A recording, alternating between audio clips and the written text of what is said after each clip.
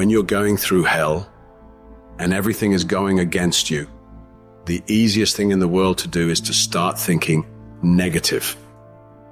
It's easy to go through life holding on to things that are weighing us down. Guilt, resentment, doubt, worry. The problem is when we allow these things in, they're taking up space for the good things that should be there. Imagine your life is like a container. You were created to be filled with joy, peace, confidence, creativity. But if you allow worry in, it pushes out the peace. There's not space for both. You can't go above 100%.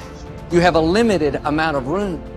If you allow guilt to take up space, that's space that you don't have for the confidence you need.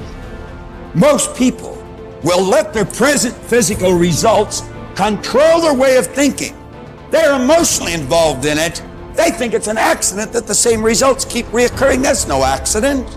If you've got a financial problem, if you've got a cash flow problem, if you've got a marital problem, that's what most people concentrate on. If a doctor takes a photograph of your body and then tells you you're sick and shows you you're sick, what's the person concentrate on? Sickness. What's the photograph prove? The photograph proves that the person has been concentrating on something wrong to move their body into that vibration. What should they do? They should ask for help. Where does it come from? There's only one source, and they see perfect health, or they see prosperity. But the cynics don't believe this. And it's a strange thing, the cynics don't get results either. Quit letting your present results control your thinking. Don't let life change your name. Don't let it change your name.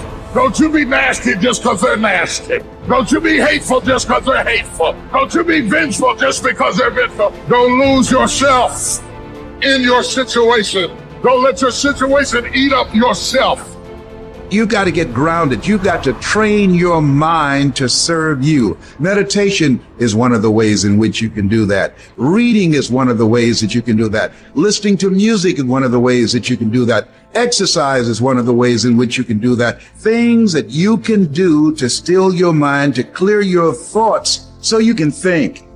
Change the way you see yourself and begin to tend to the personal details. If you trust yourself, if you believe and don't doubt in everything in you, you can do it. You can do it. When you say a situation, a person is hopeless, you're slamming the door in the face of God. There's no guarantee that because somebody is now down on their luck, they can never come back. Who can guarantee that you can't make, that you can't have your dream? All we need to do is we look at our dreams. As we get ready to hit the floor, I'm blessed and highly favored. Don't let circumstances turn you around. Don't let hard times turn you around. Whatever you're experiencing, you know that this too shall pass. That you have the ability to make it happen. Why? You got a sense of entitlement. I deserve this, and whatever I have to do, I'm willing to step up and to face life and grab it in a collar and say, give it up, because it's mine.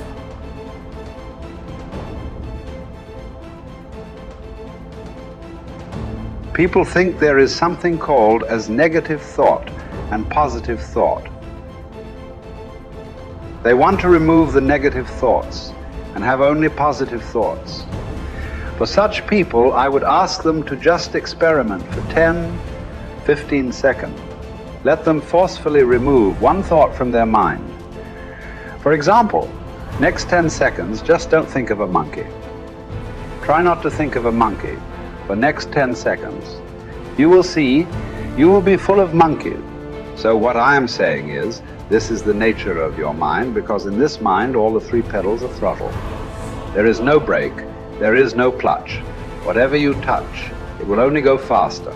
In this kind of mind, people have been taught from moral teachers and religious teachers, do not think about bad things. Well, since then it's been a full-time job. So there is no way you can handle the mind like this. This doesn't need any great enlightenment.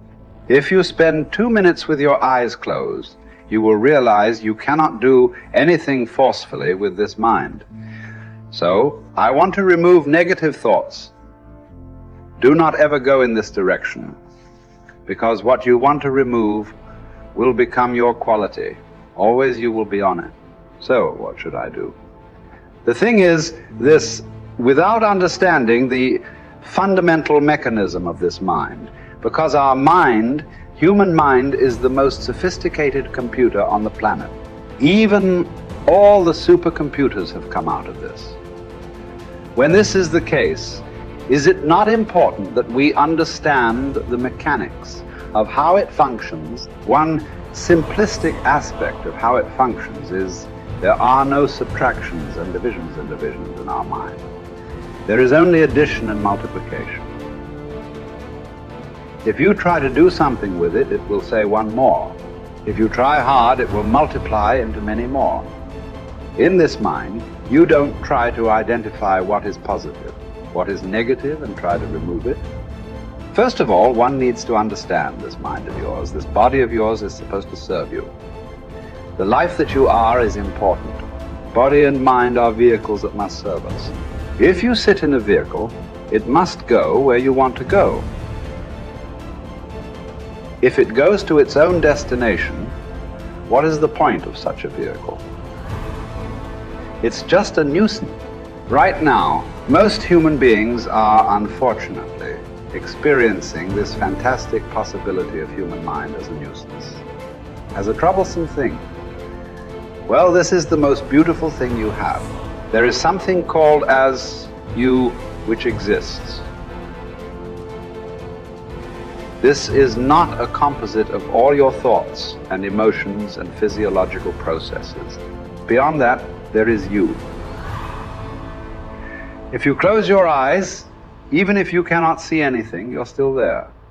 It is through the window of your eyes that you are looking out. But if you close your eyes, it doesn't mean that you don't exist. You still exist. So beyond your thought, you still exist. Beyond your emotion, you still exist. So that you, the life that you are, this has to come into your experience. Why is it that you're not allowing that to come into your experience, which is the most significant aspect of who you are? Who you are right now, the most significant aspect is you and me are alive right now. This is it. What I'm thinking, what you're thinking is not the important thing. We are alive right now. That is the important thing. So it is important that you focus on this fundamental sense of aliveness within you. And then you will see there is a natural distance between you and your thought process. Once there is a distance between your psychological process and your physiological process, this is the end of suffering.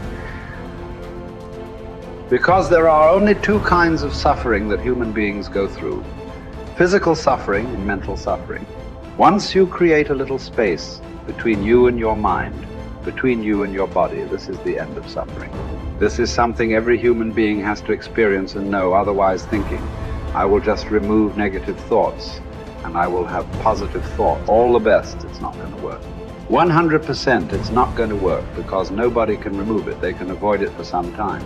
So when negative thoughts come, you say whatever you want, but this is just avoiding, it's not gone.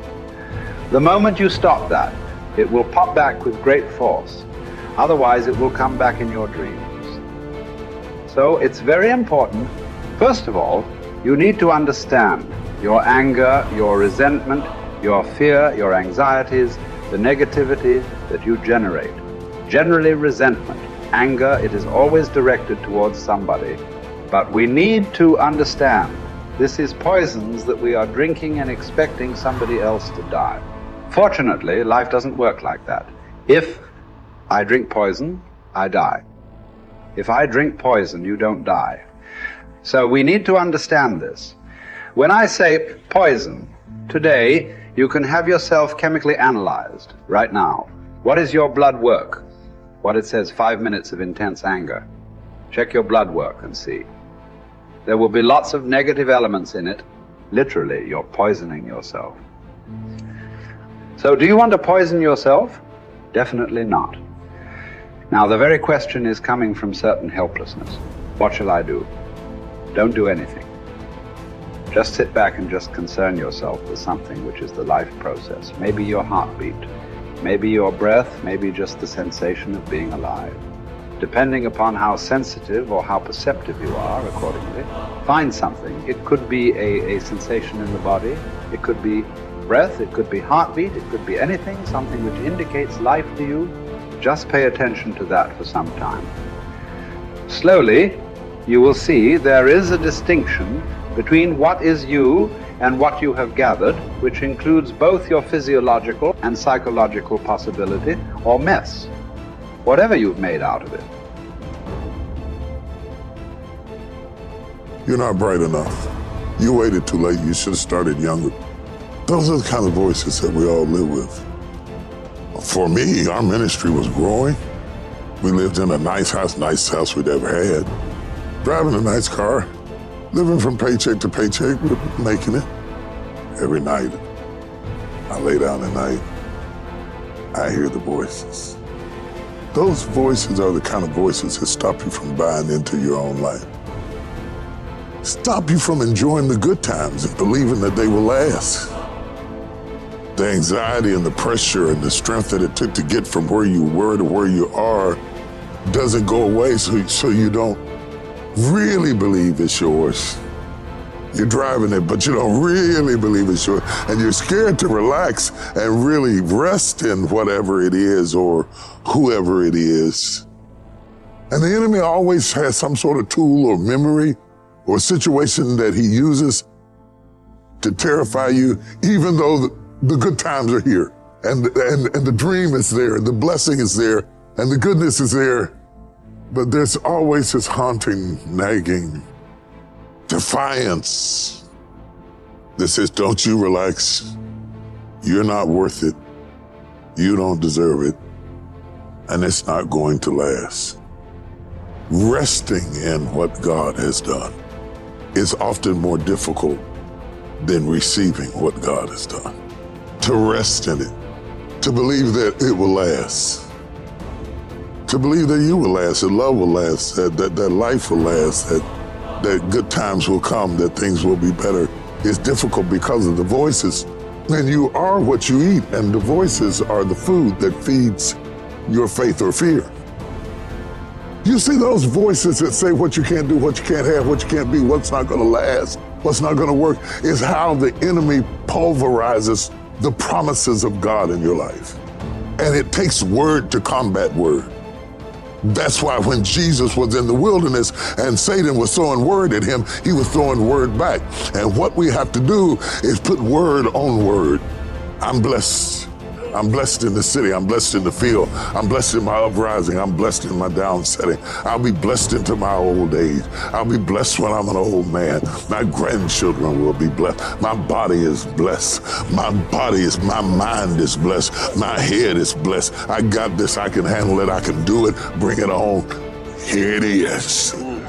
That kind of talk, saying that to yourself, drives back the other voices of negativity that we all have creep up behind us and tell us that we're not capable and we're not competent and we're not gifted enough and we're not good enough or we waited too late or God is punishing us.